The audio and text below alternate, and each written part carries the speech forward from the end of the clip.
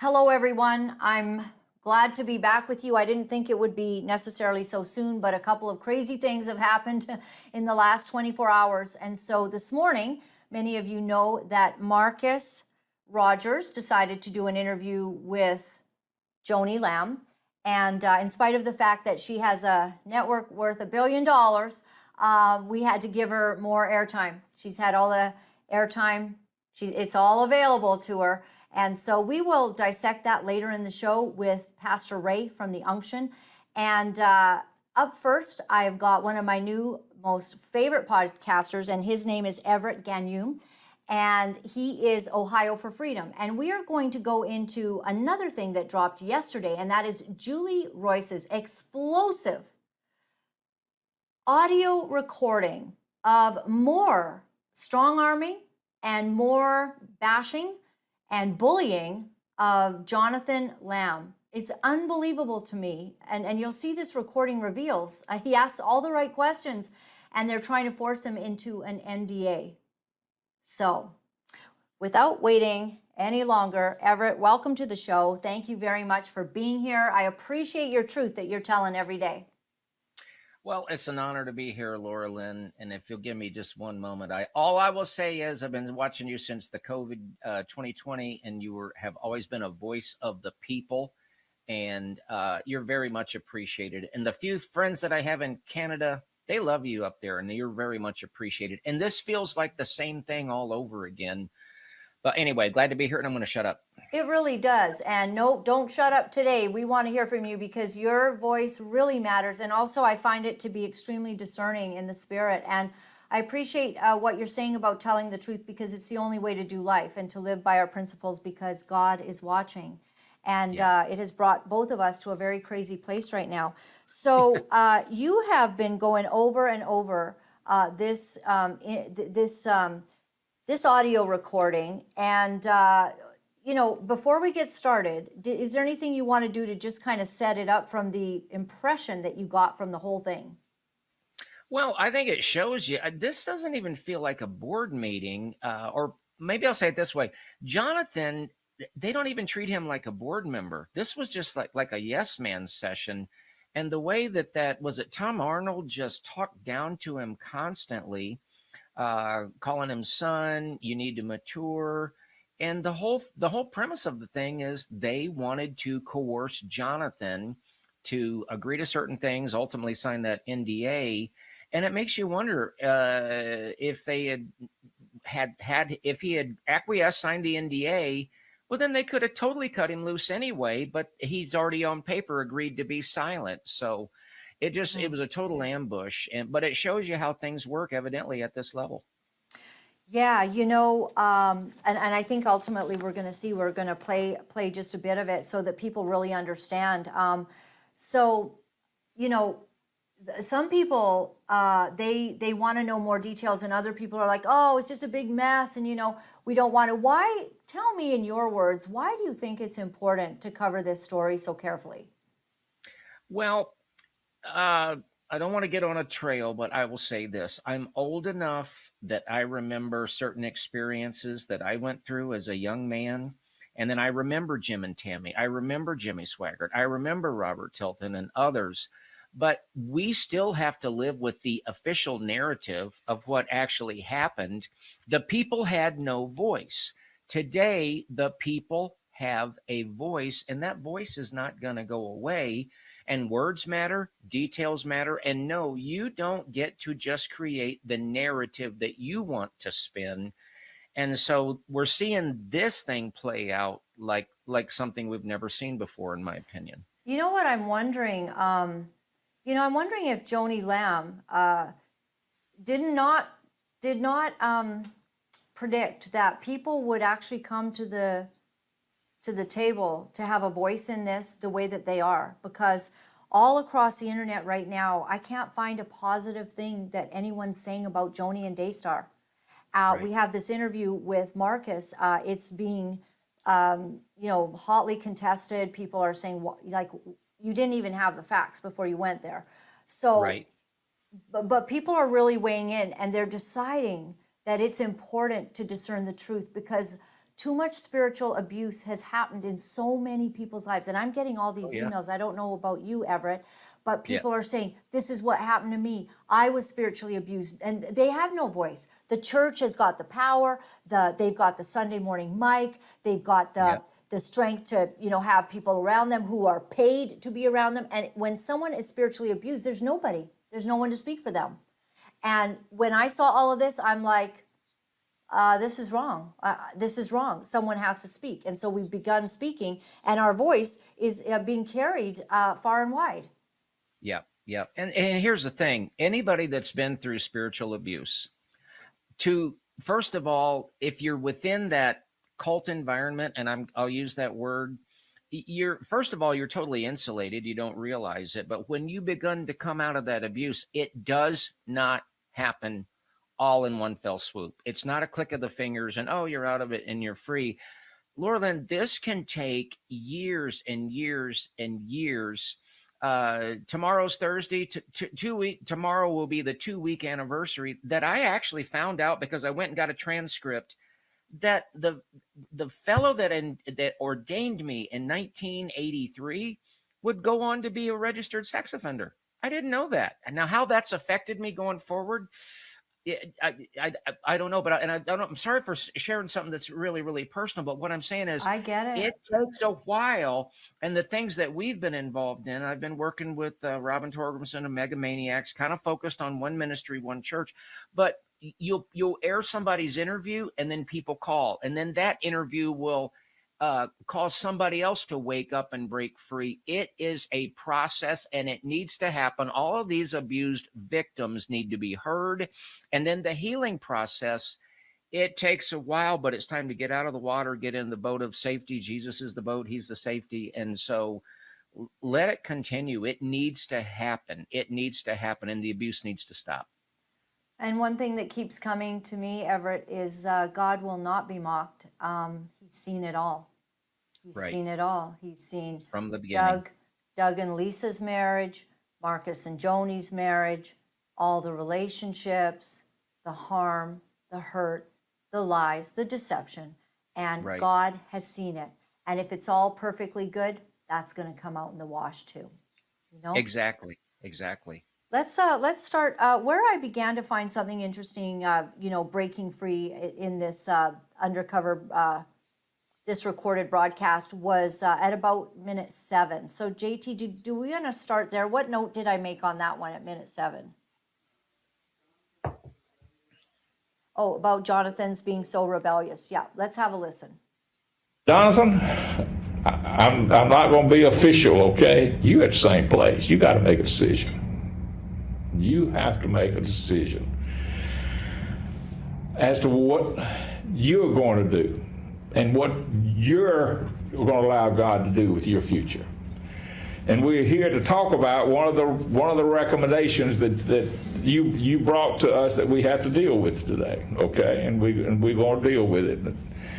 But you're almost at the same place Joni was, just a little bit different. You have to decide: are you going to be 100% allow to what God's called you to do and prepare you for what God has for you in the future? Or are you, quite honestly, going to continue to be not a little bit rebellious? And I want an answer. Sure, I haven't. So let's stop right there. and that's the... So, Everett, this is the same thing about calling him rebellious. And so you can listen and go, wow, what's Jonathan been rebellious about? What has he put this family through? You sure wouldn't know it by his demeanor of loving the Lord. And, I love you, Mom, but I just can't support your marriage that I feel is illegitimate.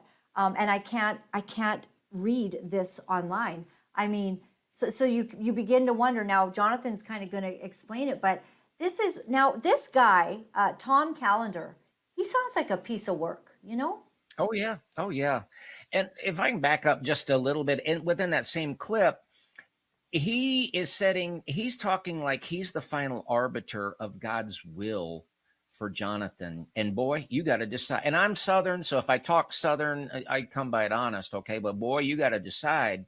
And Laura-Lynn, it's like he is trying to make a deal in the desert. We hold the keys to your future. I can show you all the kingdoms of the world in a moment of time. And boy, it's time for you to make a decision. And I mean, that is absolutely wicked. It's not his place to discern Jonathan's ultimate direction in life, but he's talking like he's the final arbiter. And then when he says, or are you going to be rebellious? Then that's kind of playing into this. Well, rebellion is a sin of witchcraft. So honestly, and I mean this without hyperbole, this is like witchcraft on top of witchcraft. And I don't like this guy, Tom Callender. I don't like him at all. No, and wouldn't know anything about him except for that other video we saw where he's yelling at him. You either sign this or you're leaving. Like, wow. I don't know if he's paid anything or why he does this for Joni. There's got to be some goodies in there. There's got to be, because this is so nasty. Yep. The whole lot of them are so mean. I can't even stand it. Let's keep going. Okay. Hey, and Everett, anytime you want to cut the feed, you got something to say, you just let me know. Just cut. I will let you know. I will let you know. Blindness, son. I'm just going to be honest with you. Yes, you have. And you may not believe that, but you have. So that's how we got to where we are. Okay, and I disagree with that. Okay, that's fine. I just said we can't read a card because it. We're not talking about that. I'm talking about something bigger than that right now. We're going to get to the card in a minute. That's the only thing. That's the only reason we're in this situation. So let's go forward from that. Putting the tracker in the car. Comes up later. Deal with your request, okay? Does the vice president not know about a tracker being put in the car? Everett, Well, it's crazy. And we swept this to make sure we don't have any bugs because somehow the other information got out of here. They should not be. They swept it. I would like to flip this, Madam President. I'd like to deal with 6 first, if that's all right with you. Yeah, go ahead. Well, can I say something here? Like even that last little bit, Madam President, can I? This is ridiculous because Joni, this is really bizarre to me. But I want to get to the son thing in just a second. But he's saying, Madam President, can we? What are you talking about? This Tom Arnold guy, strong arm. Yeah, but he conducted the entire meeting. I thought she was the president. I thought she was the leader. And I know this is an overused word, okay? But this really does look very Jezebel-like, where someone is using someone else's voice and authority. This guy, Tom Callender, was a total bully, but he's speaking for Joni. And at one point, Jonathan even says, like, were you instructed not to speak? But if I can say just one other thing, I find it extremely insulting and condescending. I'm an old guy like this guy too. Look at my hair. But if I am serving on a board with somebody, I'm not going to call somebody just because they're in their late 30s, son. And he did that over, son. I'll tell you how you really need to think, son. I'll put you in your place, son. And he constantly would talk over that. It's condescending. Yeah. He obviously really can't stand Jonathan. Apparently none of them really can. The way that a mother, Joni Lamb, has spoken about her son publicly recently, to me, my heart is, I can't even accept that. With our kids, we all have family issues. We don't always agree with our kids. It's hard. Family's hard. But I'll tell you, I would never publicly ever deride any of my sons, no matter what disagreement it was. I would just, I love them. I might have disagreements, but I would not put it out in massive public. And for the reasons, because he had principles. Like there's nothing here but Jonathan's principles and the leader, Joni Lamb, being against that. Okay. Yeah. And I know we got to keep moving, but I'll just say this. Those supposedly everybody there on that board, they're on peer level. And Tom Callender is constantly talking down. I thought leadership was about servanthood. So if you're a collection of servants serving in a board capacity, there isn't old guy speaking down to son. That really irks me, but it tells you a lot about that individual, I believe. Yeah, I totally hear what you're saying. Absolutely. All right, let's keep listening. And go ahead and fill the vacancy of Marcus's position on the board. because I want everybody that's going to be involved in this So they're process gonna bring to be another able to guy have on the input board. into it, if that's Yes. all right with you. A paid employee. So I'd like to move to fill Very Marcus's independent. position temporarily from now until the annual meeting in February. And I'd like to nominate Mr. Torres to fill that position. I'll second the motion. Call for the question.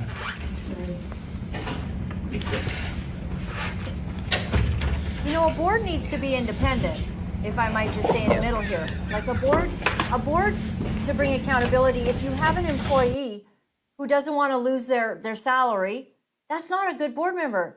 Like bring in someone else. Another yes person, you know, even. But an employee. Can you imagine? I actually feel sorry for Mr. Arnold. I thought he was pretty fair through all of this. You know, he's in a rock and a hard place. He might actually be totally 100% on Jonathan's side because this man might actually have biblical principles.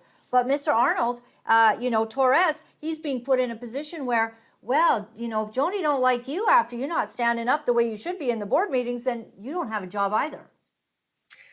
It's a total ambush. What they're in the process of doing is stacking the deck against Jonathan. Yeah. And they get that out of the way first, and then once that's official, they will later use this as a way to completely override Jonathan's position.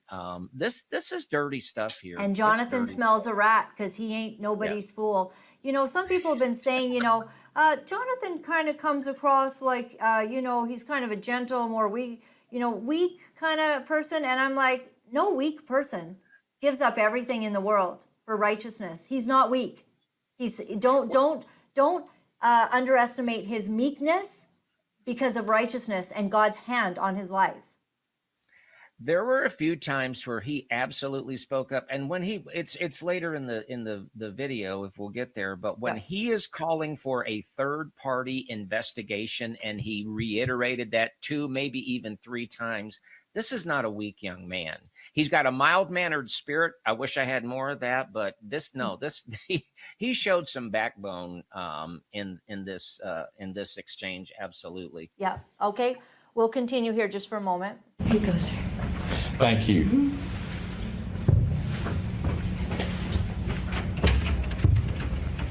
Skip Okay, so ahead we if you have a see motion them to, talking there, JT. The motion here is to add me as a board member. Board member. Temporarily until the next annual board meeting. When we elect. So That's correct. what would be the purpose of adding a fourth board member? Backbone. The That's purpose backbone right is there. that we are currently set up with 4, and until the annual board makes any other different decisions, I think it should be, I feel like that position should be filled for protection of the ministry in case something unforeseen happens to somebody. Basically, if someone's health is in Who decline or knows? something. Who knows? Yeah. We didn't expect Marcus.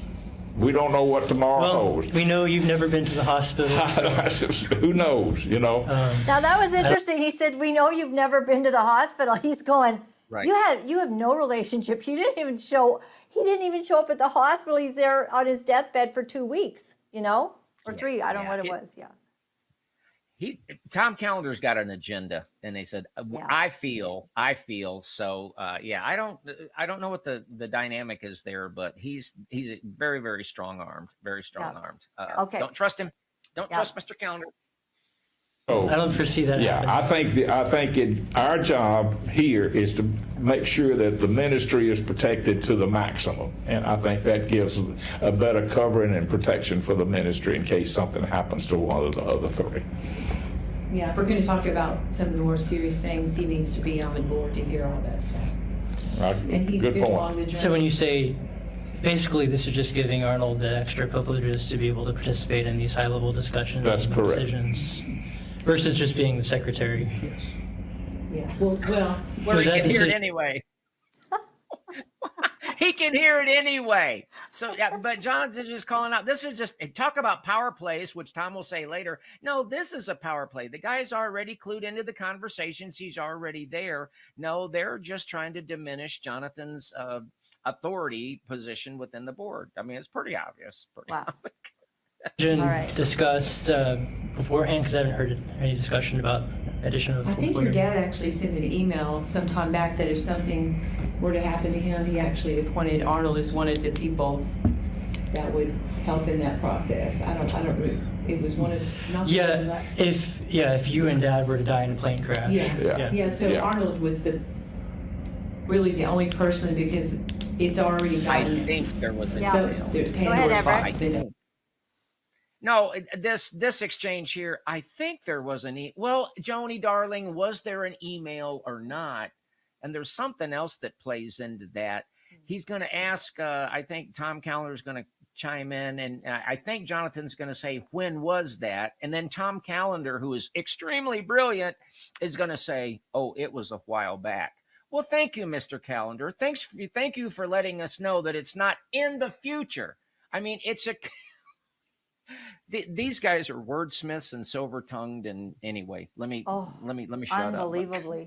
Unbelievably. And the only one I can give any credit to is Arnold Torres, that, Yeah. you know, I saw him trying to toe a very difficult position here. So they've called him in. They're like, okay, you're main guy. I bet he's paid a lot. You know what I mean? Sadly, we hear that Jonathan gets $100 per appearance on television. I don't know if that just shocked you. Yeah.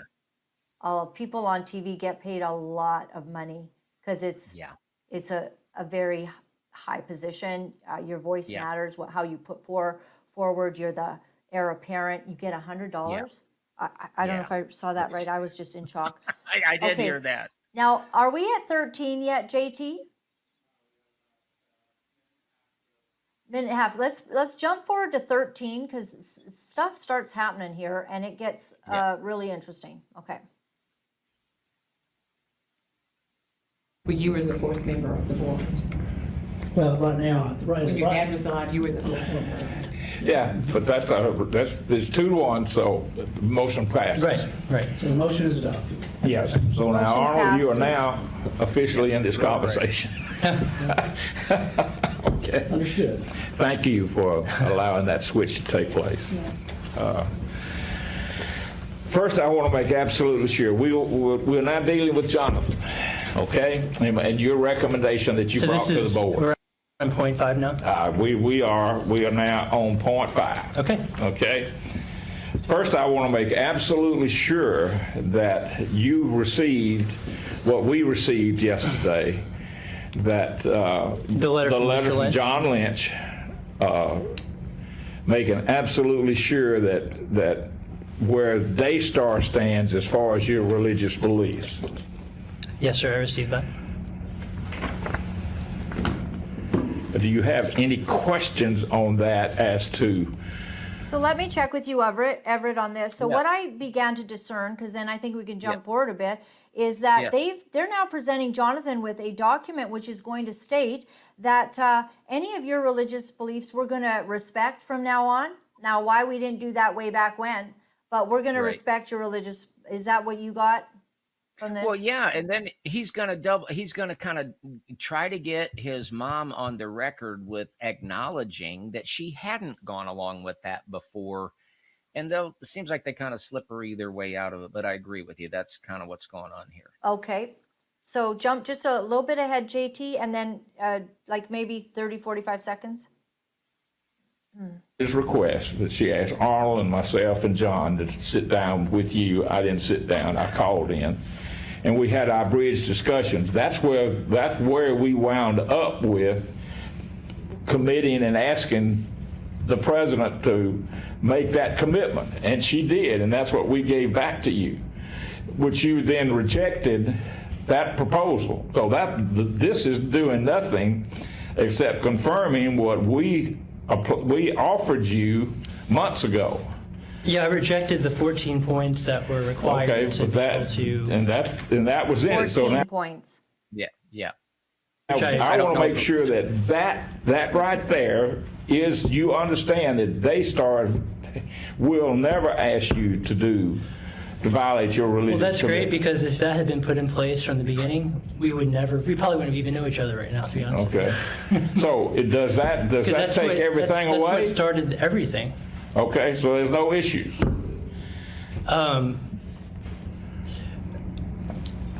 I mean, right. I mean, but that's not the way it was presented whenever we met with John Lynch and you and Arnold. Yeah. But if you're saying there's no other strings attached, Go ahead. we're able to go back to how we were before, No, that meaning full restoration of everything that we had before, No, and an apology to Susie. that's been done. She came to your house. That was not. No, that was Okay, not. then that we was, need to go ahead. That was a very. Okay, then well, let me just, There is nothing that was actually addressed in that apology. John, if you'll read John's letter, he said, he was specifically addressing your October the 3rd email. In particular, the point of, saying, they came up and said, I have it here in front of me, to make it very clear that we're not going to put you in a position to compromise your religious beliefs. Right. That we haven't and we won't, do that. Right. So that's why we make sure that was very clear. Now, remember, when we had our discussions, we talked a lot about these additional things. I have the bullet points in front of me.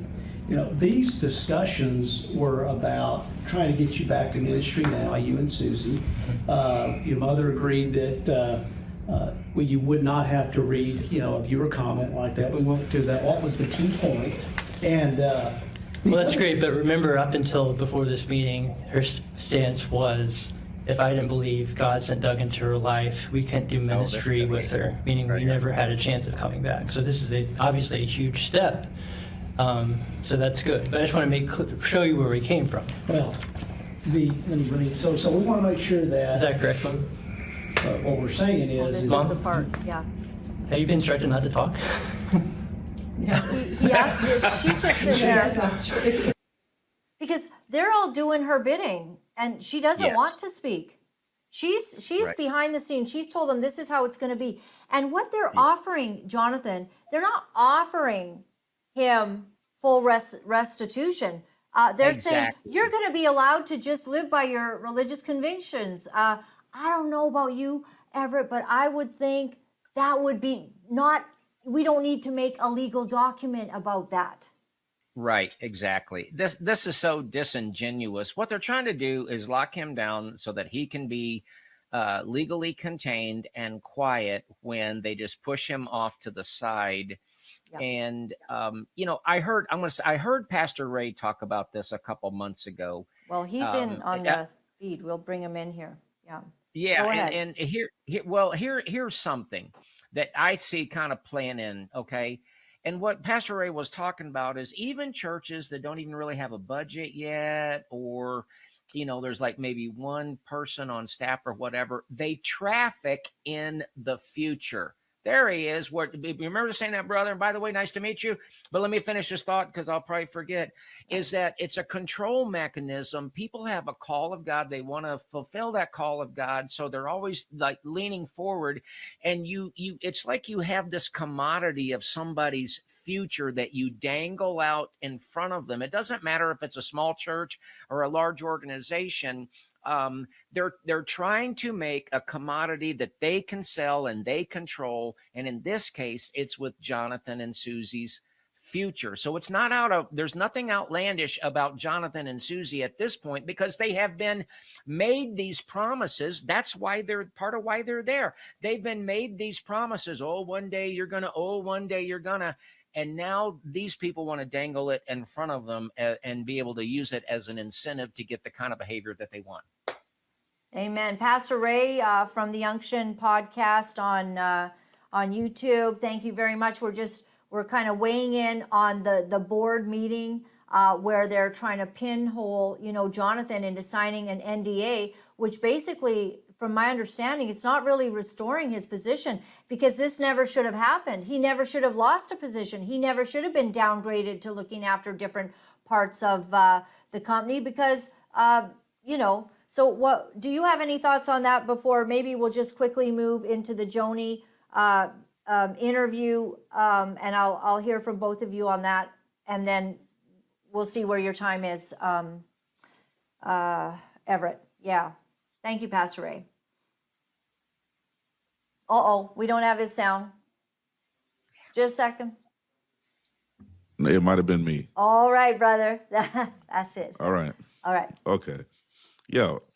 As I was saying, what we have here is the classic case of dangling the carrot out in front and trying to get them to follow until you get them to the destination you want them to be at. Unfortunately, I've seen this done time after time where individuals in these organizations will promise certain things, and then in order for you to get it, you have to always do this, do this, do this, but you're never guaranteed that you're actually going to get what they're saying. So it's just unfortunate the manipulation that's being done. 100%. Now, now, Everett, is it okay if we kind of jump in a little bit, because Pastor Ray's been dissecting a little bit of this interview, and I know you've probably seen, of course, Joni with Marcus Rogers, and I just want to bring up, is it me that has the show? So Julie Royce has basically said this. She said, "May I suggest Marcus Rogers may be out of his depth on this? Sounds like he's playing journalist, but he has no journalistic training. This isn't about sensing who's right. It's about reviewing the evidence and weighing people's answers against it." And so he's talking about he's going to be posting. Now she's going to reserve judgment on all of it. Now there's a lady, Queen for Christ or something. Now she's weighed in on it. Can you quickly play that video, and then we'll talk about this for a few minutes. Okay, you guys. So Daystar, Marcus Rogers. I like me some Marcus Rogers, so this is not about attacking Marcus Rogers. However, you guys have seen me make posts about how people with large platforms have not done their thorough research in chronologically placing many of these dates, right? And so I saw Susie post something, and I'm just getting in here to pull it up, and I see that Julie Royce has also posted something. So this is a video Marcus just uploading, telling everybody he's going to be posting his interview with Joni later on this evening. Now look at what Julie Royce says. Which he never does. "May I suggest Marcus Rogers may be out of his depth on this. Sounds like he's playing journalist, but he has no journalistic training. This isn't about sensing, quote unquote, who's right. It's about reviewing the evidence and weighing people's answers against it." So that was the first half of it. So here's the second half. She says, "I will reserve judgment until I see the interview. I'm sure Marcus means well, but this preview does not instill confidence in Marcus's method." And this is what I'm referring to. Susie posted this in her Instagram, and I was following this. This person, Blaze for Red, I think is how you say it. It says, I'm trying to block that light. It says, looks like at Marcus Rogers interviewed Joni Lamb, but I am hearing whispers that he was unaware of a few key things prior to the interview. Okay, take it out. All right. And she goes on to list some of those things. And one of those things is this email that Joni insinuated was blackmail. But we already knew the context. The context of the email from Jonathan to Joni. I believe Joni told him about this email prior to the interview or during the interview, and he was shocked and saw it as Jonathan possibly blackmailing for position, or he would release the audios. Why had he not seen this before? Okay, so we all know about that little piece that they've been using from a full letter that Jonathan talks about this. Right. And Jonathan is saying, we can come to terms over my situation, but this was not about, we're going to just overlook the essay. Yep. Absolutely. And when I saw the interviews come together, I was kind of taken back because I said, we've already hashed this out. We've gone through this. And I was wondering at the time, before Marcus himself confirmed in his late night post, early morning post, where he said, "Now I'm looking into the emails. Now I'm listening to the audio messages. Now I'm hearing about these records." And I'm saying, oh, wow. So what we were feeling in your interviews is exactly what you're saying, which is you went into the interview and did not see these things previously, and it bore out when you were asking about things that we already covered. That was the You know, biggest shock. Yeah, go ahead, Everett. well, Pastor Ray, by the way, it is an honor and a privilege, brother, to meet you. I appreciate it. I Same really to do. you. But to just go on what Pastor Ray was saying, a good piece of evidence that supports that is Joni Lamb in this soft pedal interview, in my opinion, when she said, well, there was a allegation about something that happened at the school we investigated and there was nothing there. Well, if you had done any background research, you would know that that's not the whole story. But Marcus never pressed in, never asked a follow-up, just went with that soft pedal version from Joni Lamb. And because Susie said, I'm sorry for talking so long, but Susie said No, go about the ahead. questioning and he was taller than Daddy. But it was obvious this young man hadn't done his homework, or he had just made up his mind that he was just going to yes ma'am to everything that Joni said. 100%. And right in this, I don't know if you noticed this, Pastor Ray, but Marcus saying they didn't disclose, says Susie didn't. Marcus begins saying at number 45, actually, JT, if you could go to minute 45 on this, Marcus is saying they didn't disclose this to him. I think he might have interviewed them for an hour and a half. I don't know. This is 4 years of stuff, and Marcus is saying you didn't disclose, but Marcus should have known, right? Absolutely. I gave the analogy earlier when you're in a contest for marksmanship or shooting or whatever, it's ready, aim, fire. It's not fire, aim, go ahead, get ready. As you went into this interview, you should have gone fully loaded, and you should have had these things already laid out so that if she says something about, oh, well, I was in the room, I heard all of this and that, then you should have been able to come back and say, well, Susie places you in the basement. When they said, oh, well, Susie and Jonathan, they wanted to go on vacation with us, you should have been able to say, well, was this before or after we went through certain situations that informed Susie of where this really is? So my thing is, because he didn't do the background checks, when he came to it, he didn't even know how to counter what Joni was saying, and it was just sad. It's actually a nightmare of mine. I say to myself all the time, God help me if the Lord brings me to a place and brings me to an opportunity and I fumble the assignment. Yes. Well, let's listen at sort of, I'm thinking 44:30 on this interview, and then weigh in, Everett. Why do you think they went to this one blogger lady? I forgot what her name is. Like, why not go to ABC? Or, if you really believe this is happening, I'm going to tell the whole world, I'm probably going to go to the biggest platform possible. Why did they go to that individual? Well, because that's the only bottom feeder they could get to carry the story, because that's what she does. And there's absolutely no evidence of anything. There was nothing that was done wrong. And like I told you, the whole thing to try to tarnish not only me, because I know God will protect me, but to tarnish Marcus Lamb is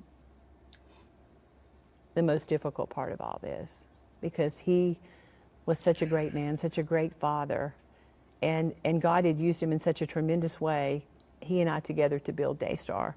And to somehow say that he was covering up something or that I was covering up something, I couldn't believe it. And anybody who knows Marcus Lamb and knows me knows that we would never cover up anything with our granddaughter, and that it wasn't true. Well, I have to say this to you, and I want to say it now. I want to apologize to you, right, for a couple of reasons. After, I have no issue saying, like, hey, I made a mistake or, jumped the gun on some things. First of all, I don't know if I would have got the interview if I had reached out. I'm just a YouTuber guy. I'm not operating on the level you guys are operating But we on. had a mutual friend who told me that I could trust you. I think Because it's Rodney Howard Brown. It's not like I'm I want sure. to keep talking about this, but that YouTube world is your world. It's not my world. I mean, Daystar is my world. Exactly. So I just Okay, appreciate. let's bring it in. But I will welcome you Yeah. into my world. Yeah. Y'all, I apologize. I prepped for this. I've only seen half of this interview. So I hadn't seen that. Okay, this is me. This isn't Laura-Lynn. This isn't Pastor Ray. This guy's a sellout, my opinion. This is just, and the proof of it is this. Did he repeat the low-level blogger thing? Are you kidding me? Whether you like or this isn't about. I'm impressed by Julie Roy's. On a program that I did, I showed the website traffic of Daystar's website and Julie Roy's website, and it's not even close. This is Pastor Ray. This guy has bought her Kool-Aid. I think that, you know what? I heard a great man say once, please, Lord, help me shut up after I say this. I heard a great man say once, we can't tell if he was trying to take down the Illuminati or audition for the Illuminati. Holy smokes, y'all. Holy smokes. I think that was you, Pastor Ray, that said that. I think that was me. See, when you begin apologizing, right? So take it away. Yeah. Yeah, when I saw that part where he apologized because of certain things that he did not know or look into, it just hurt me because I said, man, you're at a place where you could have really affected some change. And she said something very key. She said the YouTube world, that's not our world, that's your world. And he don't understand that was his role in this. That was the whole point of them saying, yeah, go ahead and grab Marcus Rogers, because he has such a grip on YouTube that she needed that amplification. Being a part of Daystar and being a part of television, she's the old guard of communication. So they needed an entry into this, and he was the participant. That's it. And I think he's a pastor. You know, he's not going in depth. So maybe just stay in your lane. And you just hooked up with the lady. And he says it's not about marriage. You know, it's not about it. Actually, for us as Christians, like, it all matters. It all matters. The abundance of this. And Pastor Ray, you and I went through this yesterday, but there's a lot of dirty stuff on how this marriage came about, and Jonathan's really inquiring about it. That so he didn't go there for that, but then he got on, and I saw an interview today, and he's saying, I think that all parties were wrong. What exactly did Jonathan and Susie in all of this? What have they done but try to protect their daughter and go through extenuating things? I don't see it. Can I ask two questions real quick? One, why did you say you were going to release the video in a time frame, and it wasn't till like 12? That's weird. What was going on? And two, who owns the masters to the content? Who did the final edit on the content? Those are just questions that I ask. And then one other observation in that pre-video that he said, hey, I know people be upset with me, but I'm going to be posting this later. I found it interesting that people say, oh, are you going to get a program on Daystar? And Pastor Ray, didn't he say, not right now, or something very similar to that? Not now. So is there a deal in the works or something, or a wink and a nod? I'm just asking the question. And it seems it's been edited, Pastor Ray. Like, what did he edit out?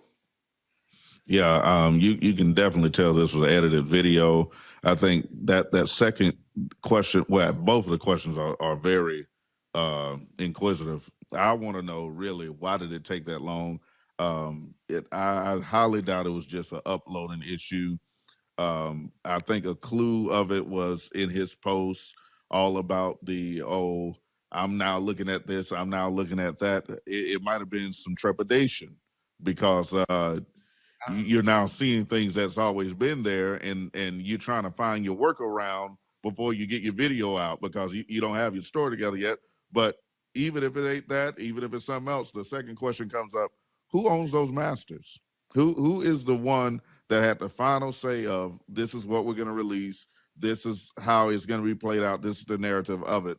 And to have you apologize at the end of that was like the death knell in this whole situation, that you were completely unmanned in this process. It's hurtful. It's hurtful, and I think Julie Royce will be weighing in on that because, she's done completely in depth. in everything I've followed. I mean, I don't go to air unless I've read all these things. I've seen the videos. I know, what's happened. And there's a certain part too, and they talk about a lie detector test that was taken, and it was taken a long time. I think there might be two. I was talking to Jonathan and Susie about this to get details, and perhaps what's happened, and this is what they don't know for sure, but they think, because you all know that that Doug Weiss, he basically has Yes. some sort of lie detector company. A guy calls me this Yes. morning, and he says he was the audio tech for Doug Weiss doing one of these sex talks at a church, and he said he was aghast, and he was there for two of them. One was men's and one was women's, same stuff, non-stop talking about body parts, non-stop talking about masturbating. So he said he was appalled as the AV person, and he could see the discomfort from, that was in the group. And they had to do the same thing, kind of, get in whatever. But he said something else interesting to me. He said that Doug Weiss had said that he would submit to polygraph tests, lie detector tests often. That's such a strange thing. And he makes his people do it too on his thing. I think his That is wife, strange. his ex-wife, is in that. So here's a man. I think if you do polygraph tests a lot, you might learn a little bit about how to cheat the system. You might. Exactly. I mean, strange it's thing. not. I mean, the Bible talks about how we are not ignorant of Satan's devices, and there are people out here who don't understand how wicked can be. When the devil sees a child born, the devil hates it as soon as it's born. And people don't understand how insidious Satan can be.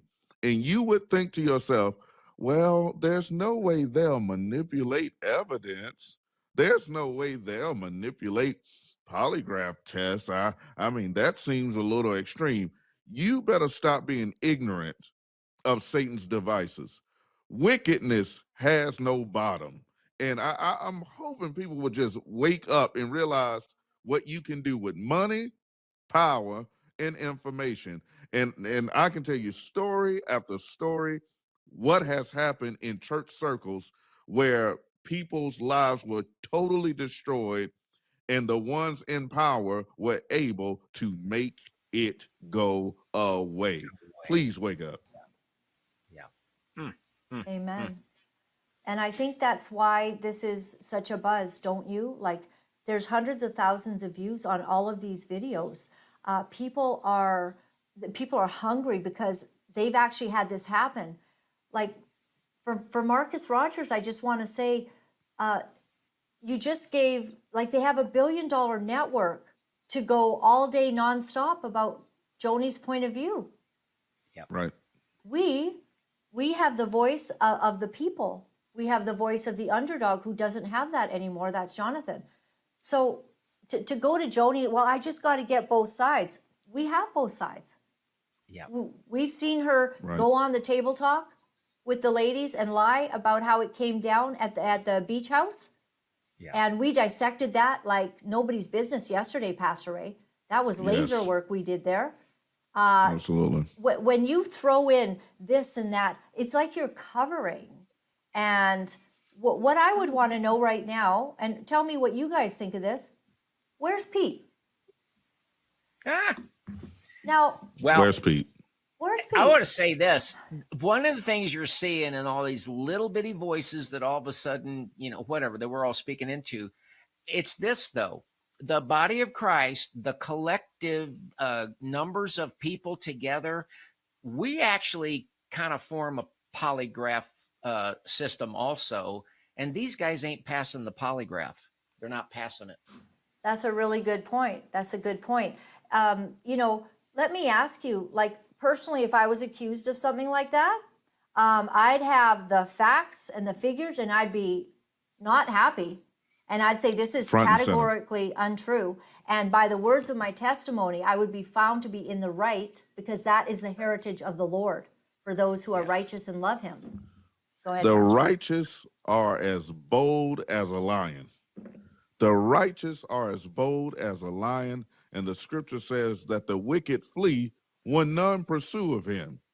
This is the thing. If you are righteous, you can stand up in front of the world. Listen, you can call me Pete or Peter or Pan or whatever you want to call me. I'm gonna tell you right now, I ain't do that, and let me help you know you a liar. And that's the thing. When you really know who you are, you can stand on it and you can know of a surety. But when your foundation is shaky, you hide. And there's something I wanted to say about those two side things. It trips me out that Daystar, listen to this hypocrisy. Daystar needs both sides to come out, it says, to the point where you'll go to Marcus Rogers. But I listened to Jimmy Evans in that meeting when Jonathan was pleading for Doug Weiss' marriage, and they said, did you go to hear Lisa's side? No need for both sides. No need for both sides. Good point. Stone hypocrites. 100%. And now it's all kind of unfolding. And, you know, the Lord's power shines like a light of truth. It exposes from the darkness. And whatever is in Pete's life or background, it's going to be exposed. I'll tell you that right now, because the Spirit of the Sovereign Lord will not put up with this nonsense. So, He will not. allegedly, Pete is responsible. Where is his video? We all know his name. Don't say it. I know you have, Everett. But, Okay. but where is his video? Because if I'm being talked about by millions of people, saying my name all over the internet, I'm dealing with it. I'll deal with it with my lawyer. I'll deal with it in front of people. I will put out my video with, whoever wants to support me. Maybe Joni. Hey, Pete and Joni. Right. Where is this? And it's very odd that it's not. By this time, when you've had false allegations smearing your name to the most evil, vile sin that is known to man, where even people in prison will kill you if you are one of these people. Very good point. Why are you not defending yourself? You know, instead, and why is Joni saying? And he said, "Oh, I'm sorry," and left the room. This Right. was a big deal. This was a meltdown. Jonathan was yelling. He was saying, I'm sorry, all these times. And why does she refuse to get the order of ascension into the top of the house? Like it was, Susie was there. So I'm going to believe Right. Susie who was there, not the other person who was not in the room. Right. Absolutely. I mean, these inconsistencies can't be overlooked, and it's something that these people can't get together and be in full disclosure, but they're going to piecemeal here. And basically, people know who they can manipulate. People know who they can manipulate, and they're going to wait until they feel comfortable enough to do this or that, because the truth is not bearing out in them. So they have to formulate the story, and that's what's happening. I'm going to Can get I ask a question? Yeah, go ahead, Everett. I'm sorry. When Marcus did the video with Jonathan Susie, was that live? I don't remember, but what I'm No. saying, it looked like it was a full take. There was no edits, and it was just one camera. But I'm just going back to this pre-produced. You don't know who has the masters. Somebody has the final control. I do not believe, this is my assumption, I do not believe that the final product of that interview left Daystar until Daystar said, okay, it's good, it's ready to go. And prove me wrong, but that's my gut. Oh, that could be. The other thing that I thought was he edited it because he didn't want to make himself look any worse. He's already apologizing where he doesn't know the facts. And then he was on our live stream yesterday, Pastor Ray, and he was coming in and he was saying, I want to be, put on. Now, we couldn't do that because in actual fact, our live streams are put up later just to take out edits and stuff like that. But it's basically within an hour or two of doing the thing. And all that's taken out is, go to camera 2 because I just messed something up. So I couldn't let him on, but I wouldn't have let him on. I was speaking with Pastor Ray, and I would have stuck to that because I was shocked he would be interviewing Joni. Joni can get her story out with her billion-dollar network, But what I am wondering is if in hindsight he's thinking, oh, I shouldn't have said, oh, I didn't know. I just watched Laura-Lynn and Pastor Ray, and I'm going to look like an idiot if I put that out. I'm just wondering. That's what it felt like to me. It felt like he kind of saw that backwards process and then wanted to figure out how he was going to roll this out. From the very beginning, I just said, he might not have researched nothing. I mean, I said that at the beginning because the first one, I just chalked it up to inexperience. He's not an interviewer. He's not a journalist. He's a pastor. I have nothing against him. I had high hopes for him. We're bringing Marcus Rogers into the situation. I don't know a lot about him, but the things I've heard was he's a strong brother. He speaks truth to power. Those are the things that I heard. So I had high hopes like, man, finally somebody's going to deal with these principalities and powers. And then when I saw the interview come on, first thing I noticed was he talked a lot. And I was like, okay, it's an interview. Right. And he just kind of kept going. And then he started asking his questions. And it was stuff that been out here for months. And I was taken back again. I was like, okay. And then he got to a point where he said, well, just say whatever you feel you need to say. I said, what? Say whatever I feel I need to say.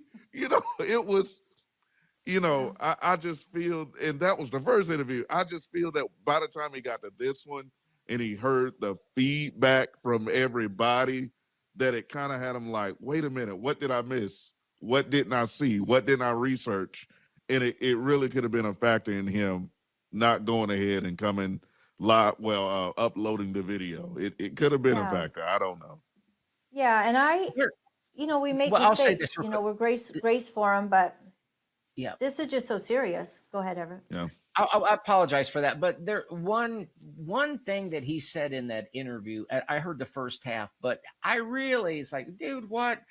He said something like, Joni was talking and they said, well, we prayed in the beginning and we asked the Holy Spirit. And so it's like he's saying, well, since we asked the Holy Spirit and the Holy Spirit is truth, as though he's pronouncing that whatever Joni is going to say is truth. I don't know if y'all notice that or not, but I just, that's the exact opposite of a non-bias. It's like, well, we prayed for the Spirit, the truth to come out and the Holy Spirit. It's as though you're saying everything that Joni's going to say is truth. It was very weak, very amateurish, and I was extremely disappointed. Where was the questions maybe he could have asked about her being God, Jimmy Evans, this, like, it's come out like they're really strong-arming. Where was the thing about how they've been followed by private investigators? Do you know anything about that? Just, if you're going to interview Joni, that's what actually we all want to know, Right. Now, JT does have go ahead, Pastor Ray. Yeah, we would want to know. That's why when I talked with Jonathan and Susie recently, I said, y'all have been asked these questions ad nauseum. Now it's time to get to the other things that we probably have not peered into. And if I was sitting in front of Joni, you say, oh, well, we took this polygraph. I'm going to sit there and say, name them. Who? Exactly. What? Don't sit here and say something happened somewhere. No, we're past that. We heard that months ago. Who are these people? Name these individuals, because we're past that now. Let the truth out. But once again, he didn't have the wherewithal to know when to press in. I And think that's- it was called Red Wig Polygraph Machine or Service. Okay, Red Wig was trending on Twitter. Okay, so Red Wig. Oh man, that was trending. That was all through. They kept saying, you know, all through the feed, thousands was of something. comments. Yeah. I Yeah. said, I don't know a name. Hey, it happened. It happened. I like it. Okay, so let's just play a brief clip before we let you go, Pastor Marcus, and then I'm gonna see if I can get a couple more minutes out of Everett. So take a look at this from Joni and Marcus. Yeah, so that's interesting because he told me that, you know, they were cool, you know, coexisting, like, okay, you married, that's between you and God. And so it seems like, you know, you're saying the turning point was when your husband started to host, and that's when it became a Co-host, problem. yeah. So I guess that we can talk about going into that leaked audio. By the way, when I did the interview, I didn't know that they recorded it and leaked it. I just heard it was leaked audio. So what do you want to say about the leaked audio? Everybody knows, like, of course, you don't want private family conversations going public like that, but what do you want to say about that? Well, we had had already several meetings with them, trying to talk to them, trying to, you know, to reconcile convince any them differences. we're in the And right. they wanted to argue at that point, you know, from a theological standpoint, which, Oh, that's a problem. you know, neither one of them have, you know, have a Bible degree or have been seasoned in ministry or have preached a message, you know. So it's like we're sitting there trying to reason with them and talk to them. So by the time we got to this particular meeting, it was after the comment. And we'd already been through a lot with them. And so we're sitting there. It's supposed to be a private meeting, but Jonathan is secretly recording it, and we don't know it. And we wouldn't find that out till later. So Isn't that illegal to secretly record people? Or? it's actually not illegal. Okay. And Uninformed but I'm just question. saying you wouldn't think that someone would do something deceptive like that. Right. And so in the meeting, I said a few things like, well, I don't know if I'm allowed to say it or not, but I told Jonathan, I said, as long as she has you by the balls, You know what, yeah. you're never going to lead at Daystar, because I could see that control that she, you know, he was doing everything she said. And Did you feel that way maybe before this, like it got messy? Was it that kind of dynamic in their relationship? Okay, let's that pull you it kinda in. saw early? Yeah. So all kinds of mess there. Do you want to weigh in, kinds. Pastor Ray, your first thoughts? Wow, we got so much to deal with. First of all, the comment by Joni and Doug starting to host together, and Marcus Rogers saying that's Yeah. between y'all and God. The reason why Pastor Marcus don't want to get into that is because he understands his multiple marriages and divorces. I think it's number 3 now. I'm not sure, but the point is, when you already know in this society that you can get away in a lot of places, you can get away with not getting into that because it's sensitive. A lot of people's gone through it. So you know you can slide that one by. But as pastors and in the sight of God, we can't slide by. We got to tell the truth, even when the truth comes by our situation. And sadly, that thing just wasn't right. That's number one. Now, the other thing that comes to my mind is about the whole anger that it was being recorded and leaked. A lot of people have double talk and two faces and hypocrisy in our day and time. So it's like, oh, the ultimate betrayal. Be one person. Be Exactly. one person. Talk the Right. same talk. If I can say it in private, I can say it to your face. I can deal with it. And so if it does come out, you can stand on that thing, whatever it is. The reason why you don't like it is because you were saying stuff out your face that you wasn't supposed to be saying. And that's why you're mad at it, because people found out that you are vile, you are perverse, your mouth is filthy, and that was in a meeting. That was in a meeting. So that's what you really mad about, because the truth you can stand on whether people got it recorded or not. Then the condescension, and I don't know if I'm going too fast. I'm trying not to, but No, the it's good. condescension about, oh, they don't have a theological degree. That's what's wrong with a lot of preachers today. They have a theological degree and they can't preach the truth. They can't tell people the truth because it'll go against their seminary, it'll go against their fraternities, their sororities, it'll go against their associations, their denominations, and their fellowships. And because they have been trained in a certain way, you cannot tell the truth. And how condescending to look at people with the Holy Ghost and say, don't you tell me what God say. Don't you tell me what the Bible say.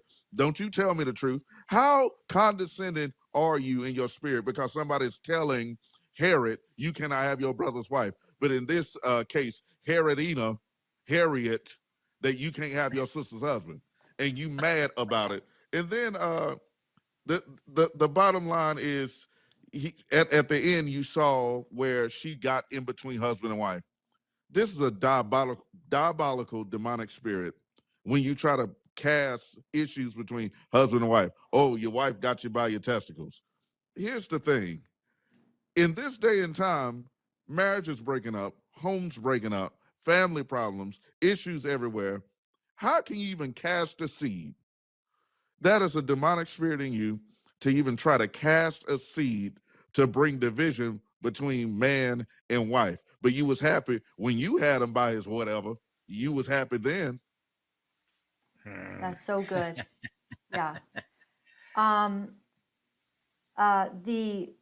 She says there was no $2 million NDA to Lisa. It's very interesting because her words, and I have come to believe Jonathan and Susie to the T. They don't lie. Like they have to have everything so precise. They're so funny. They were told by her that this NDA was in play. So this is all going to come out.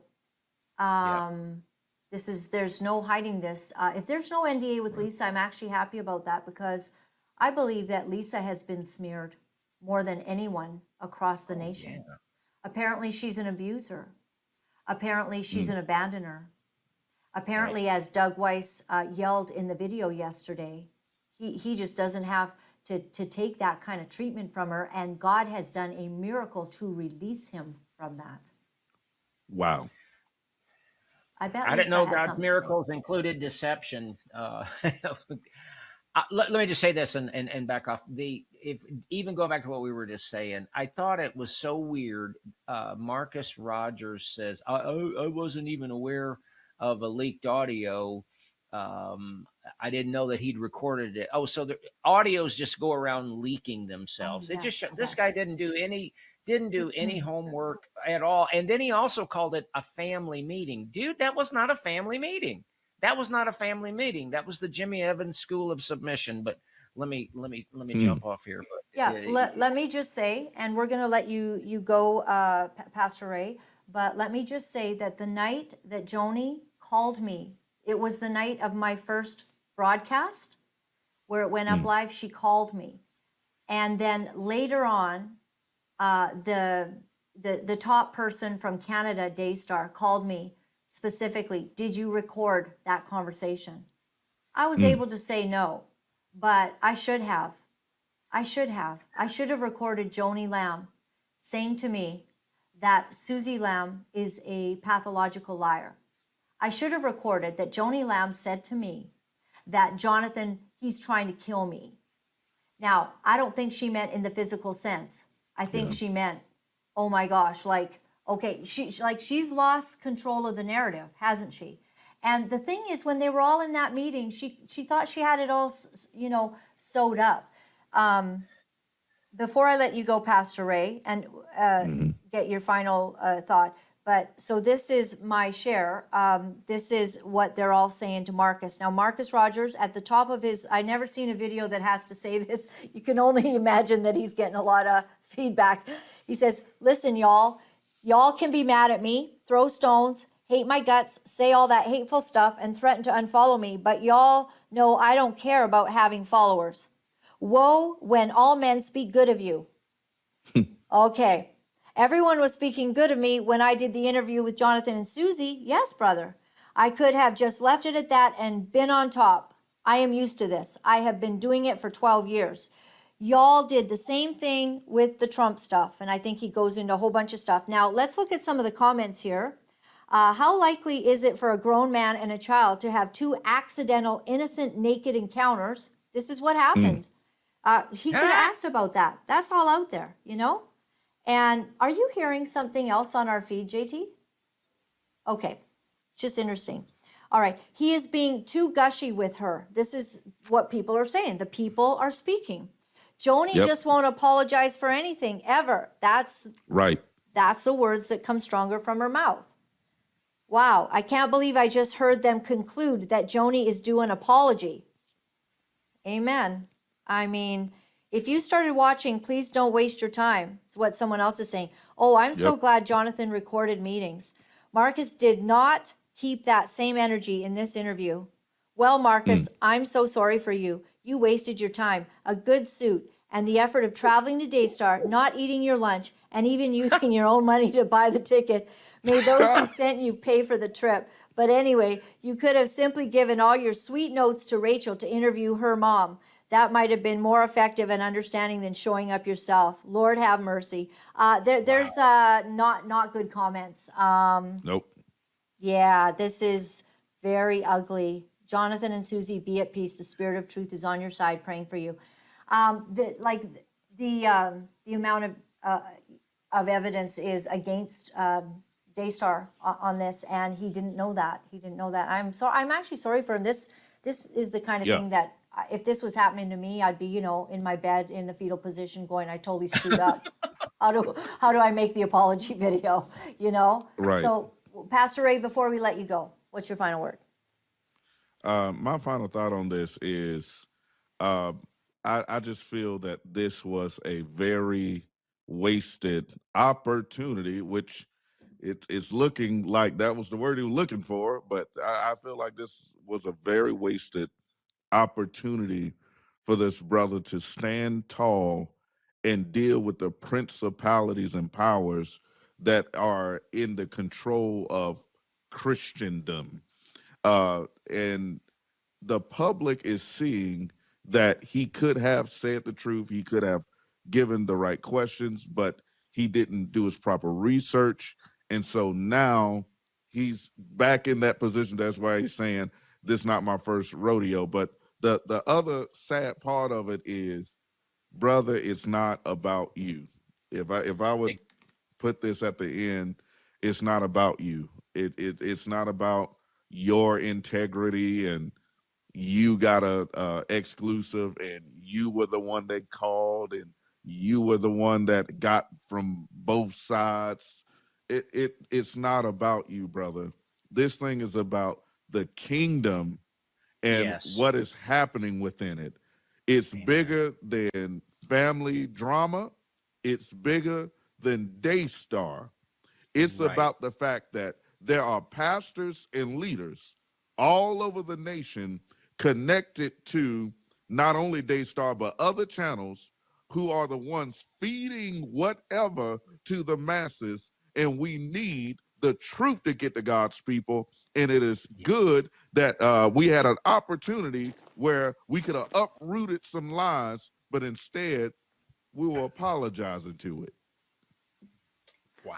100%, brother. And I thought that the pastor that was probably, they were talking about got involved. I thought that was probably Rodney Howard-Browne, because he mentioned on his video that, oh no, I'm tight with the pastor. He's not going to have a problem with this. And while I'm watching it, I'm going, oh, he's going to have a problem, like with it all. So Rodney Howard-Browne's gone silent. I don't think he wants to be interviewed on this. I would love to interview him. I've had tremendous respect for, his stands that he's made on things.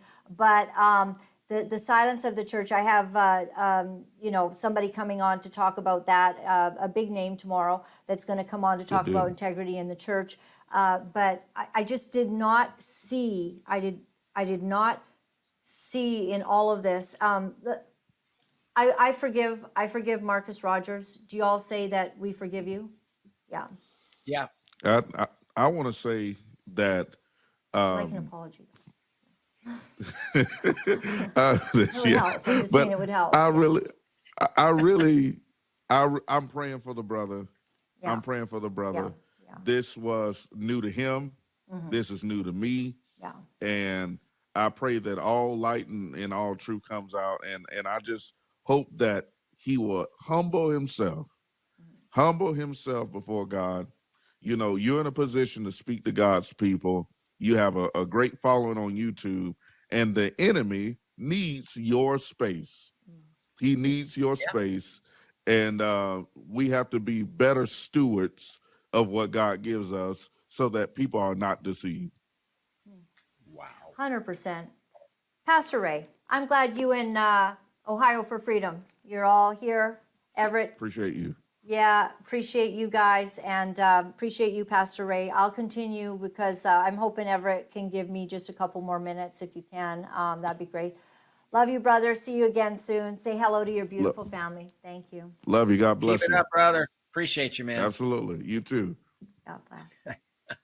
He's great, right? Oh, I love it. That's the closest we've come to meeting, Good, but I really appreciate Pastor Ray, and I just really have sensed Yeah. that. Anyway, the Lord's using him at this hour in this subject, but it's And just God's where it using you comes from. too. God's using you too, because if we could just go back, do you have just a few more minutes? I'm okay. Yeah. You're Sure. okay, Yes. Everett? Okay. Tell JC I'm good. I'm good. Oh, okay. All right. Well, I'd love to go back, Everett, and just go back to this audio recording with the two board members, one just instated during this meeting, and them trying to bring the young rebellious Jonathan into line. Take a listen. But it says, do you trust him? Do you trust me? If we sign this document, would you trust us? We're going to sign it. So trust has been completely shattered. You know, I have some deeply regretful news to share. Last week, I discovered a tracking device had been placed in my vehicle. Let me speak to that. Hold it. Let me speak to that. I investigated. Hold on, Jonathan. I investigated to see if I could determine who was responsible for this violation. And let me speak to this. This is my turn. All the Daystar vehicles have tracking devices. And this was put into the Porsche after Marcus passed. Let me finish. There's a tracking device in my vehicle right now. Let me finish. So Jonathan, unbeknownst to Ryan, who deals with the cars, took it to the place. Let me finish. And asked for it to be swept, and thought he found something, a tracking device. Okay. And then came and they charged $600 and something that he charged the Daystar cars, comes back and tells Ryan. Lies to Ryan and say it was a recall, that he took it for something to be fixed on the Porsche. And Ryan calls up to make a report of all the vehicles, and the guy said, no, there wasn't a recall. He asked us to scan the vehicle. We found the tracking device, and then Ryan Let me finish. and said, why did you say that? Or why did you take out the tracking device? We put that That's in not, after. this is not true. So I investigated to see if I could determine who was responsible for the violation. I reviewed the security footage and saw that Shannon Kelly, Daystar's director of security, personally placed the tracking device in my car. So I'm going to play a video for you. You have to view it. This is a major breach of trust that is. I have a tracking device in my car right now. I need to say something. Word of God owns the vehicle. Yeah, Word of God owns they can do what they want to do it. It's not your vehicle, John. It's not yours. Stars. This is okay. So here's the video. It's not yours. It's Daystar's. I put tracking devices in my company vehicles, in my company This trucks. happened after my dad got lost in the Suburban. This is not true. Okay. We weren't able to track him, so we started putting track. So let's just talk up to this point here. All right. Yes, ma'am. So they sure don't want to listen to him get the word out. If you're a vice president of an organization, Right. Everett, should you know if tracking devices are being put in the vehicles? 1,000%. If you notice, the moment he brought it up, his mom did nothing but talk over the top. If your position is reasonable, Miss Joni, let somebody speak and then you respond. But no, they want to squash this. But if it would be voted on amongst the board that we've decided to put tracking devices on all the vehicles, then everybody would know. But it's obvious that this was a surreptitious and that it's secret surveillance. And they just somehow they want Jonathan to believe that what he knows isn't true. It's bizarre. It's bizarre. And it was so Absolutely weird, bizarre. you know, in the spirit, you and I know and understand the Holy Spirit speaking. And we do not wrestle against flesh and blood, but against principalities, rulers in high places. And Jonathan, the only way he even knew about this, or this would not be item 6 of the board meeting agenda or whatever it ends up being. The only way he knows is the Spirit of God speaks to him to go and look at the security footage. And he sees, and then the guy lies about it. Right. So Jonathan calls him and says, why do you have this? He says, like, did you just, you know, what are you putting in my vehicle and everything? And he goes, hang on, I mean, Jonathan and Susie talked about this. Hang on, I'll call you right back. I guess he had to call Joni, you know, oh my gosh, he saw the video, I'm so sorry. Like, what do I say? What do I say? Oh yeah, just tell, and then he says no, that he didn't do it. Shouldn't he be fired? Shouldn't he be fired for lying? Wouldn't Joni want him fired, that man?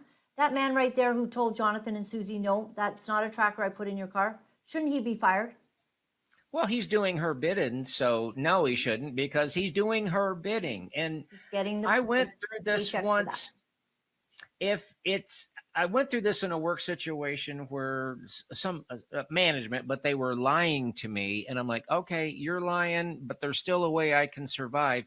But when it gets to the point that whoever's lying to you insists that you believe the lie that they're telling you, no, we're out of here. That's crazy land. Not going to do that.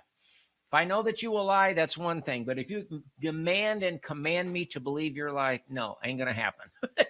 I don't know if that makes sense, but that's seems to be what they're trying to impose upon Jonathan is, hey, we're telling you what to believe, and you have to believe that. Even though you have the video, even though you saw it on the security camera, what we say, that's what you have to believe. It's witchcraft. I'm sorry. I know I use that word a lot, but that is witchcraft. That is manipulation. That's really, really, really evil. And I believe that's why the Holy Spirit moved on John and said, you got to look at, and it just happened, but that was God that he caught that. That was absolutely huge. Absolutely huge. It really was. And so to your point that this man is hired to do the bidding of Joni. And the bidding of Joni, Everett, follow me with this. Like, so you're a mom of a big organization. Your son hasn't been happy about your marriage to another dude and all of that. But, and they were bringing up in this discussion, right? Well, you're talking to the programmers, and wherein he says, I am not talking to the programmers. So they're all worried that he's going around. So that might be why they want a tracker. Where are you going, Jonathan? Right? Yeah.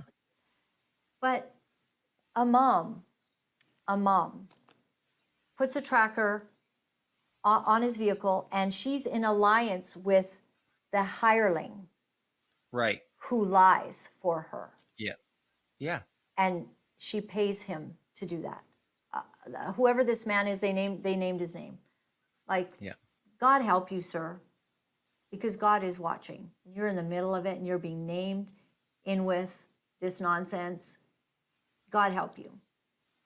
Well, I think his name was Shannon Kelly, but I'm not gonna say, well, he's just doing his job.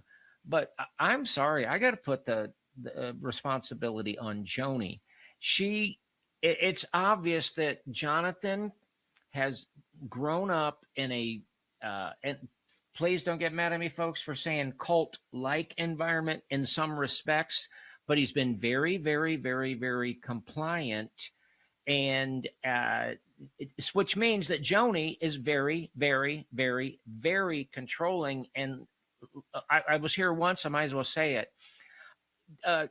Laura-Lynn, I've come to believe that I think Joni is probably one of the sweetest talking, nicest narcissist that I've ever encountered. Just watching this play out, the controlling aspect of tracking your own kid and then expecting him not to have issue with it, and then also expecting him to believe a completely lying narrative. Oh, we all do this. We all get tracked without knowing that we're tracked. I'm sorry, this is wicked stuff. I don't care how nice she is, how smooth she talks. This is wicked. It's wicked. It's awful. It's terrible. Went It off is, on a and rabbit trail there, but I'm sorry. no, it's so good. And I just thank you for your time. And, maybe we have to revisit some of the other finer points, but we saw where Jonathan, he has been compliant, but he is no longer. He's now saying, he kept questioning them over and over. They want, they're all going to sign NDAs, so you're going to sign an NDA. Oh, but what's on me is so much bigger than what's on you.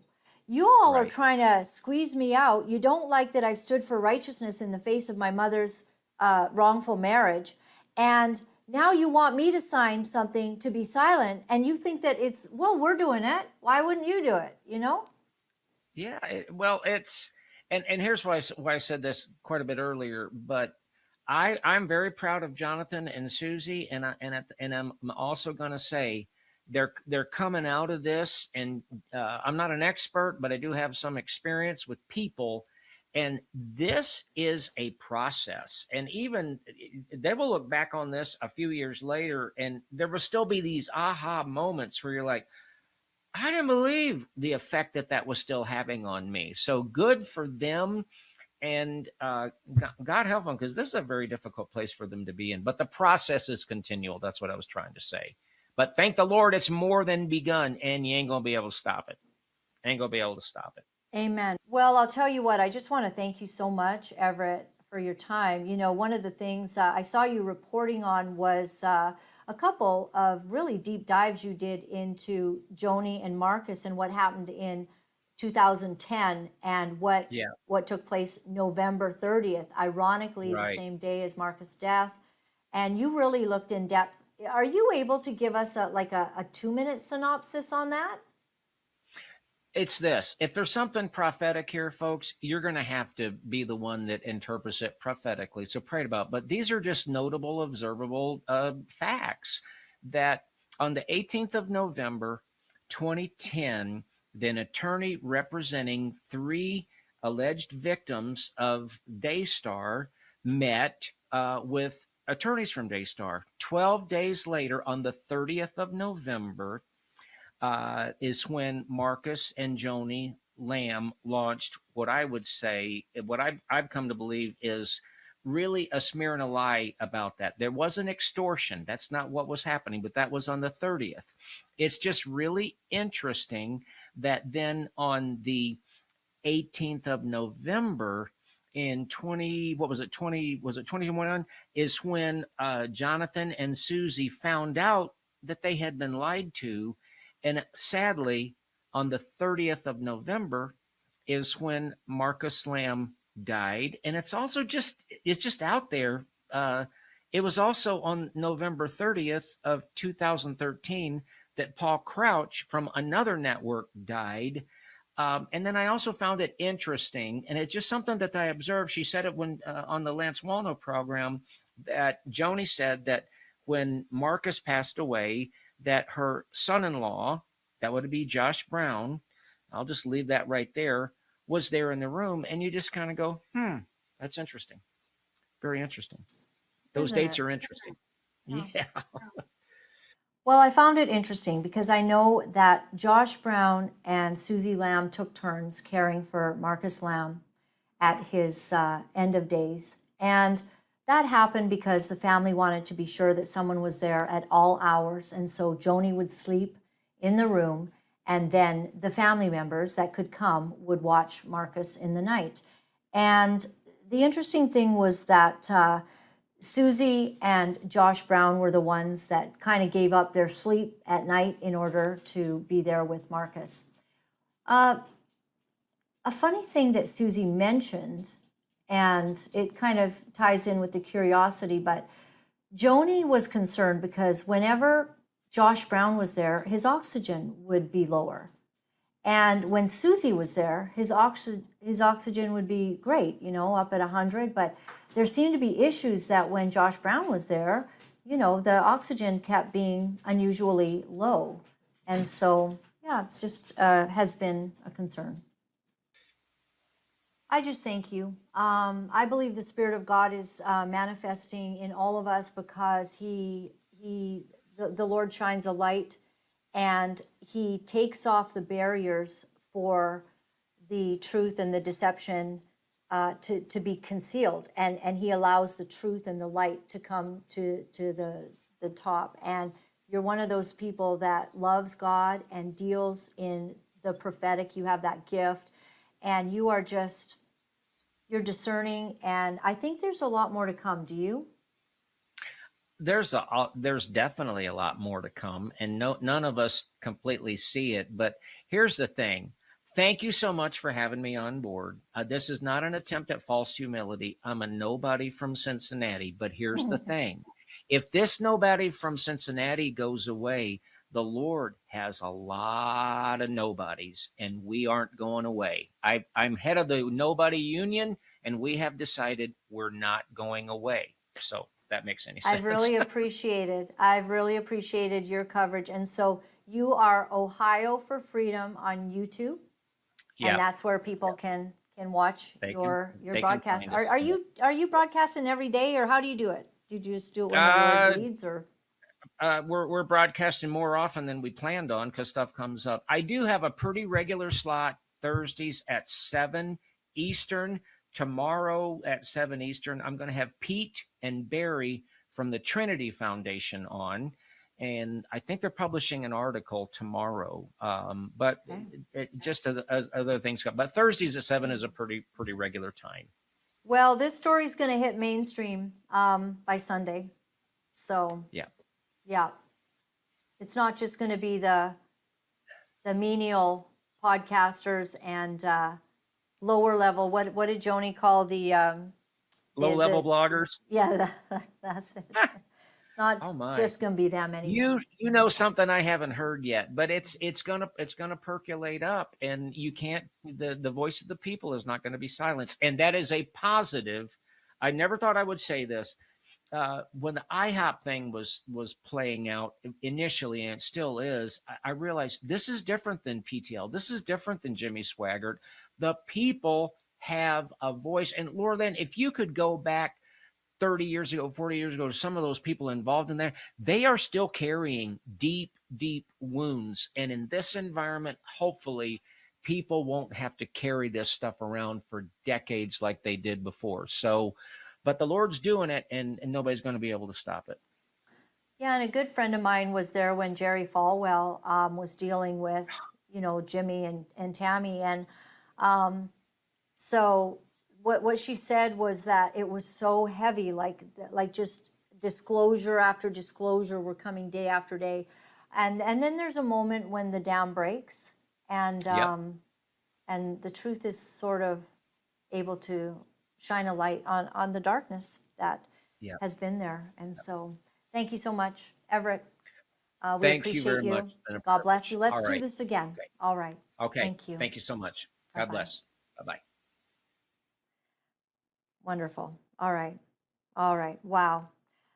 So that is interesting news that mainstream, it's going to be coming out. And I want to say right now that, so a lot of things are beginning to come to me. Johnny Enlow asked that the whistleblowers would speak. And so people are starting to write now, and they're starting to contact us at our 1-800 number. And also I want to say, if we could just put up my email, lauralynlive@protonmail.com, lauralynlive@protonmail.com, or lltlive@pm.me. You can do that one too. It's shorter, but it goes to the same place. The Spirit of the living God is speaking, and the church will not mock God. And when there are things and sins and grotesque injustice that happens, God speaks. And in deception, it usually takes a while for, first of all, even the people in the deception to understand that they've been deceived. And it takes a season of going down that wrong way to come back to where the truth is. I pray for that in the lives of the people that are involved in this very difficult story. A modern day biblical tale of epic proportions. I just want to thank all of you so very, very much. Those who are sending encouraging notes, and you're supporting me because you know this is hard, but you sense that this is a season being commissioned by God to tell the truth, to fear God, and not to fear man. My website is Laura-Lynn.tv. Thank you for all of you willing to support us and help us. This is a ma and pa operation. We do not get big funds from anyone. We don't have a huge organization. We literally, my husband and I, we listen to God, we pray about it, and we follow his leading when he asks us to do something. And right now what he seems to be asking is that we would be very courageous and be bold and speak to this issue. If you are with us, if you see the truth, would you consider supporting us? You can do it monthly. You can be anonymous. You can make anonymous donations, and you can call our 1-800 number from anywhere in North America to help us to do what we do. And I appreciate that. I want to close by reading from my wonderful dad's Bible. I wish he was here because we could talk a little bit about what's happening. And I know he would tell me to be very wise, and he would tell me to be careful. My dad always wanted me to be careful. And I know that he would say, listen to God's voice and follow his leading. And you can't go wrong if you do that. So I opened it up, my dad's Bible, to 2 Corinthians 10. And he has starred and underlined in red verse 4 and 5. So it says, for the weapons of our warfare are not carnal, but mighty through God to the pulling down of strongholds, casting down imaginations and every high thing that exalts itself against the knowledge of God, and bringing into captivity every thought to the obedience of Christ. We are not wrestling against flesh and blood. We are in the biggest war against evil, not people, but deception from the enemy, lies from the enemy, accusations from the enemy, agendas from the enemy. We are in the biggest fight of our lives. And it is at this very hour where we have got to determine in our hearts that we are going to be faithful to what the Lord is asking us to do, no matter what the cost. If you have pieces to the puzzle, may God give you the intestinal fortitude and the integrity to speak what you are meant to say. And may God help us to be discerners like the men of Issachar. The men of Issachar were discerners of the times. And I pray that you would be that in your life. May God be with you. May God help us. May we discern what is right. And may we not fear man, because God is watching. Thank you for being with me. It's been so awesome. Good night.